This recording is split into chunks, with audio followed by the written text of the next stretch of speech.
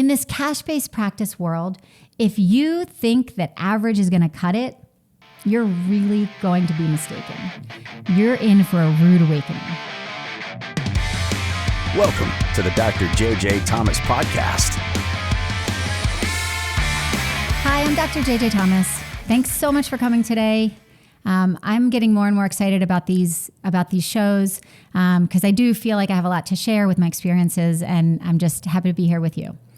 Today's episode, we're going to talk about the 4 reasons you should not go into cash-based practice. So we've done quite a few sessions, quite a few episodes on things you should do that will give you confidence to build your cash-based practice.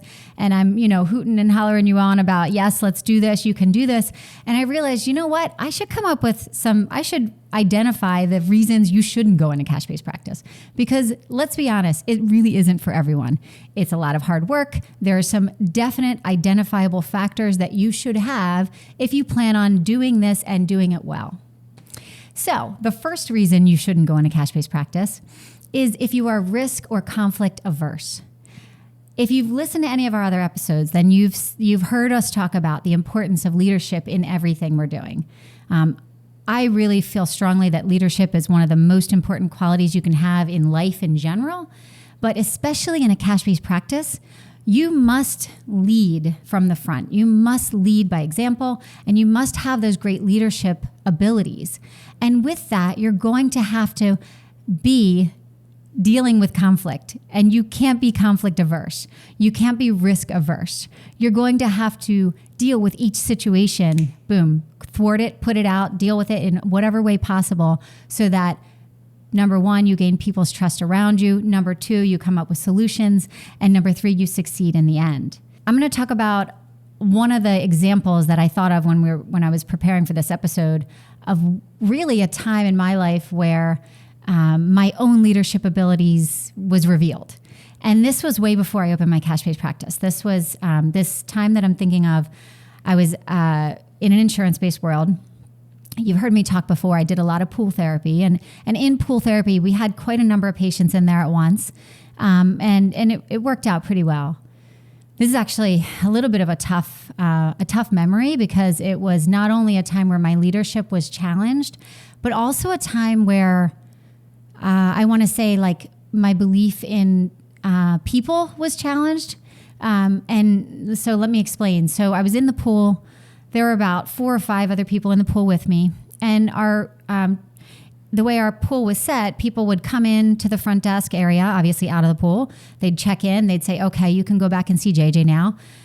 They'd come through the locker room, and then I was literally in the pool with patients. So they'd come through the locker room ready to get in and get started with me, and they'd bring their file and et cetera. So anyway, this one day I'm in the pool. I have like 4 to 5 patients in there. And this woman, very old woman, she walked like she was 90. She could have been a little younger, but she was pretty old. She had a walker, very hunched over, kind of meek looking actually, very meek looking, I'll say.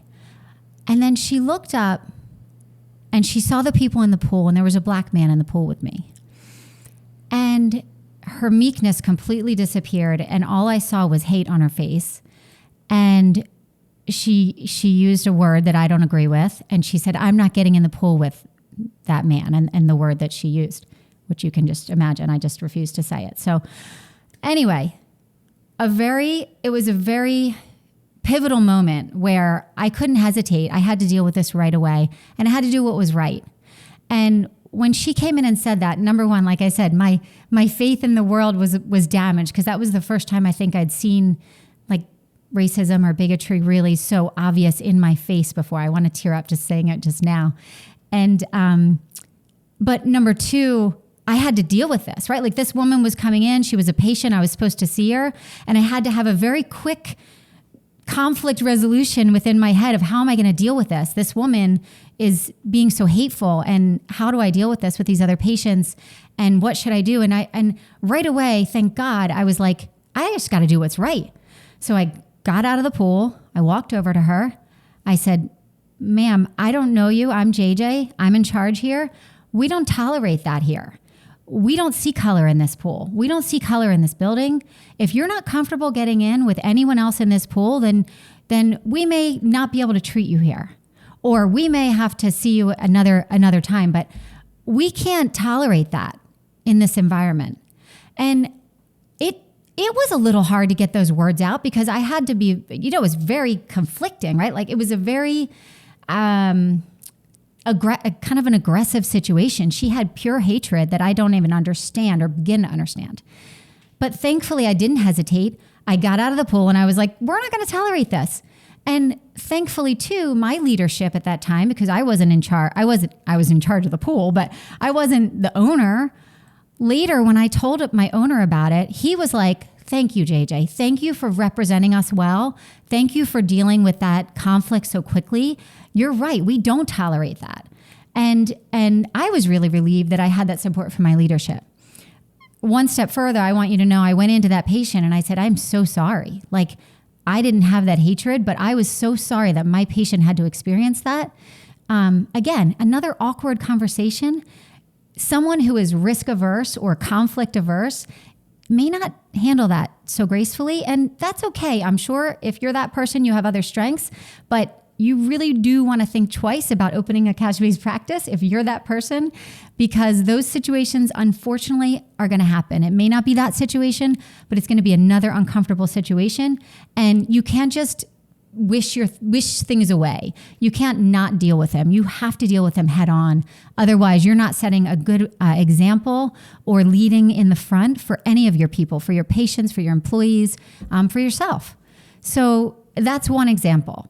I'll give you a cash-based practice example that I thought of in this episode. And this is more directly related to the cash-based model, really. I had another patient, this is maybe 10 years ago when I first opened my cash-based practice. And if you've been listening to previous episodes, you know the way we charge our patients is by the minute, essentially. So they're scheduled in 15-minute blocks. But if I only see someone, if they're scheduled for 45 minutes and I see them for 40 minutes, then I only charge them for the 40 minutes because I want them to know that I value their time and that I'm not going to just stall and do another 5 minutes just to charge them another 5 minutes. If they don't need that extra 5 minutes, I don't charge them for it and I just let them go. So I had a patient who was coming to me and she was doing really well. She was very happy with the progress she was making. But when we would finish our sessions, at the time I hadn't hired a administrator yet. So I was still ringing my patients out at the end and they knew how the rates worked. And every single time I went to check her out, she would actually try to haggle with me on the time we spent. So I'm very habitual. I want to make sure that I'm honoring my patient's time and I'm only charging them for their time. So the minute I start with a patient, I look at the clock. The minute I finish with them, I look at the clock and I take that and I subtract whatever they need and I go with that. So anyway, I was very sure of myself. And every single time she's like, I don't think we spent 35 minutes. I think we spent more like 25. And the first couple times I argued with her, I said, no, we did. And she let it go. By the third or fourth time, I said to her, listen, I'm not going to haggle with you every time. I am certain that I look at the clock when we start and I look at the clock when we finish. And when I tell you it's the time, trust me, it's the time. And I actually went another step to her and I said, listen, if you don't value my time, please don't schedule with me. But I refuse to haggle with you every time. That was awkward, right? That was kind of an awkward conversation. But I have enough respect for myself and my work. I'm not going to sit there and let her beat me up and make me feel guilty for the minutes that I'm spending with her every time. There are plenty of people who want to come in and value my time, and I'm going to choose to spend my time with those people. So I just nipped that right in the bud. I'm really thankful for it because then she stopped haggling. I still treated her. She still got better. She was very happy, but we just nipped that conflict right in the bud. If you don't have the capacity to do that as an owner, as a cash-based practice owner, you are going to struggle. People are going to run over you and you're not going to feel very good about it and you're not going to be very successful. So do yourself a favor. If you're one of those people that are risk averse, think twice about opening your cash-based practice. That leads us to our second topic, our second reason you shouldn't open your cash-based practice. And really what it comes down to is if you're not a problem solver, And what I mean by that is you need to be solution oriented. As I said earlier, you're going to have conflicts in everything. You're going to have conflicts with patients. You're going to have conflicts with employees. Those conflicts are essentially problems. Not only do you need to not be avoiding those problems, but you also need to be a person that is willing to actively look for solutions to those problems. I learned, so my kids are 18, 16, and 12, and throughout my cash-based practice, I would say that I've learned a lot over, even as a PT, even over the last 23 years. This next topic, part of where I got this learning from is actually from a dad that I met on the football field, and we became friends. So my middle child was playing flag football at a young age, and being the typical American parent that I am, I sat on the sidelines for all the practices to watch and drool over every move that he made.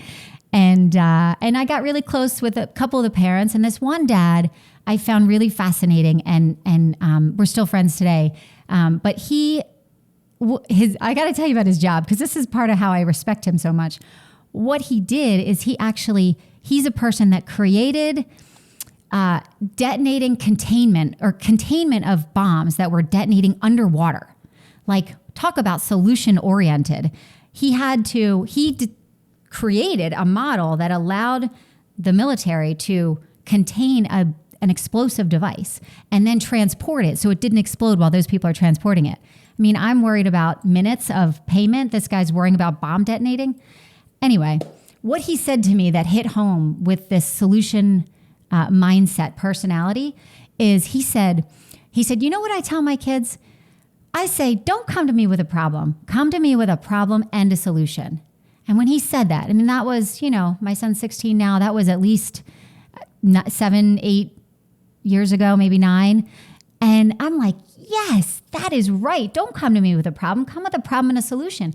If you're just the person that's focusing on problem, not thinking, here's the problem, what solutions do we have? Then you are going to be stuck in a very sad cycle. You're going to be in this cash-based practice, and all you're going to see are the problems. You're not going to see solutions.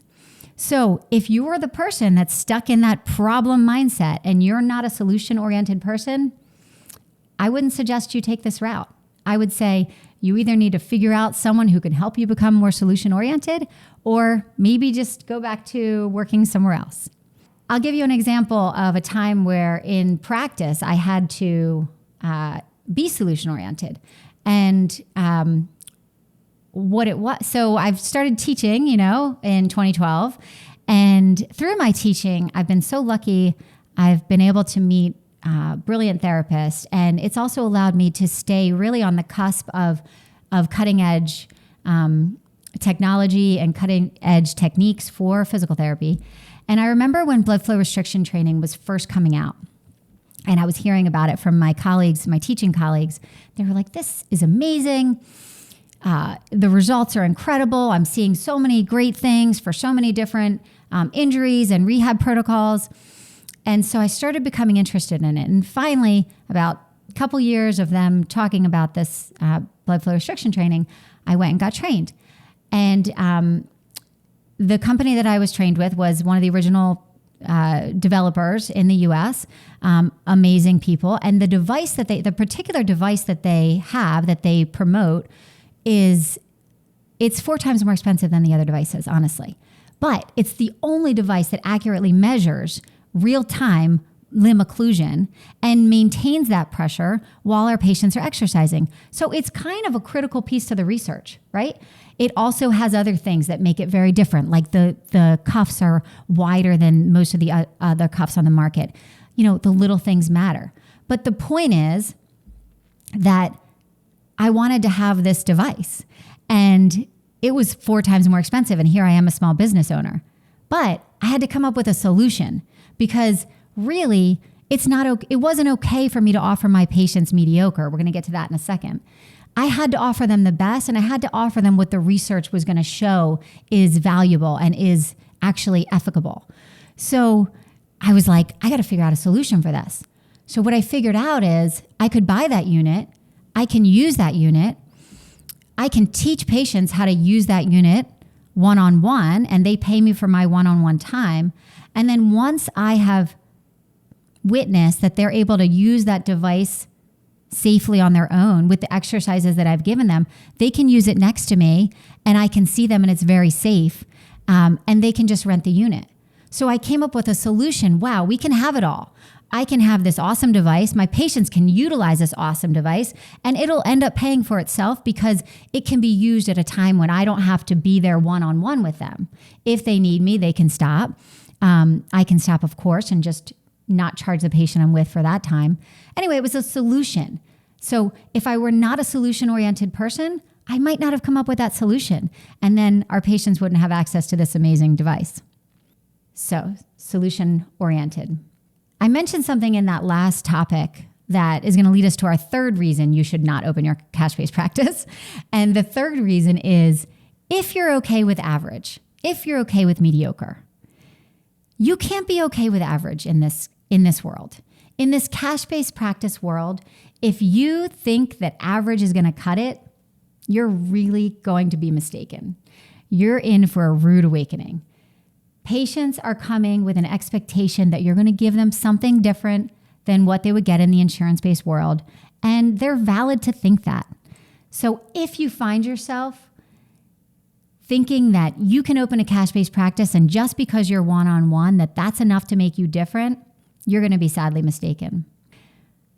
You guys have heard me talk about the company Fuel Hump before. They've become friends of mine. This is one of their shirts, actually. A lot of their mottos are amazing. But one of the things they say that rings true to me every day is average is the enemy.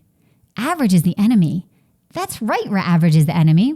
If I want to feel average, I'm not going to pay out of pocket for that. No freaking way am I going to do that.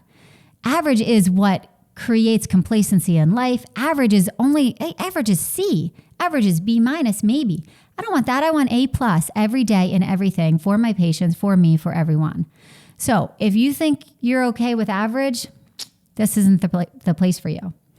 And with that, consider, I guess what I want you to do with that topic is ask yourself, if I think I'm not average, or if I think I'm not okay with average, what is going to set me apart? What is going to make me above average? What is going to make me that elite cream of the crop person? And I'm here to tell you, it's really continuing education and learning. It is making sure that you're addicted to learning. Part of the reason I started teaching back in 2012 was because I knew that if I wanted to know it better than anyone, I needed to teach it. In addition to that, what I found as a bonus is that I was now teaching with all the other cream of the crop people. So they were going to rub off on me and I was going to learn from them. I was addicted to learning. Quite honestly, I was addicted to learning at 5. I used to try to hop on the school bus with my sisters and the bus driver would walk me off politely every day. But anyway, regardless of that, what if you don't want to be average? I would suggest sign up for every course that interests you. Read every book that interests you. Even read books that don't interest you. If you read it and you're like, I don't agree with that, that's still knowledge that's going to empower you to be up here rather than here. So that's the third thing. Average is the enemy. If you're okay with mediocre, it's a third reason you would not want to open your cash-based practice. The last reason I would suggest you don't open a cash-based practice is if you're not confident in your own abilities. If you don't believe in yourself, no one's ever going to believe in you. And everybody, I will say that you probably all agree that for a patient to get better, they have to believe that you're able to get them better. So if you're coming into work every day or you're thinking about opening a cash-based practice and you're not really sure of yourself, I wouldn't do it. It's not going to work out for you. Patients can read through that. We're all animals, right? They can feel that. And so you're not going to fake it. If you're not confident in your abilities, don't do it. In our practice here, we have a standard. We tell patients, we expect you to be very confident that you're on the right track with our therapy in 4 to 6 sessions. And we tell them a step further. If in 4 to 6 sessions, you don't feel like you're on the right track, we're either going to completely switch our approach or we're going to find someone else to work with you because we have ownership over getting our patients better, whether that means we're doing it or someone else is doing it. and we're also so confident that we're going to be able to do it, we can give them that timeline. Now, if somebody has like really bad chronic pain, or they've had, this injury for years and nobody's been able to get them better, obviously I'm going to say to them, look, I'm not going to get you 100% better in 4 to 6 sessions, but I'm going to know if we're on the right tracks in 4 to 6 sessions. That makes them feel better. And I stand by it, because I'm not going to waste anyone's time or money. That's not going to be good for my brand. If I'm not making a difference, then I'm going to find someone who can. That's the fourth thing. So if you can't be confident in your own ability, and you can't say to a patient, I'm so confident that if you don't feel better in 4 to 6 sessions, your standard doesn't have to be the same. Create whatever your standard is, but find a standard for yourself and stick to it. And when you do that, it'll only breed your own confidence. You're like, you know what? I lived by my own code. I was confident in what I was doing, but I wasn't moving that patient's dial. So I had the self-respect to refer them out. And then patients respect you for that. So even if you didn't get them better, they're going to respect that you moved them in the right direction and that you honored their time and money investment into your practice. So that's really it. It's those 4 things. I mean, it's not a ton of things, 4 things. If you have any one of these 4 things, really think twice about opening a cash-based practice.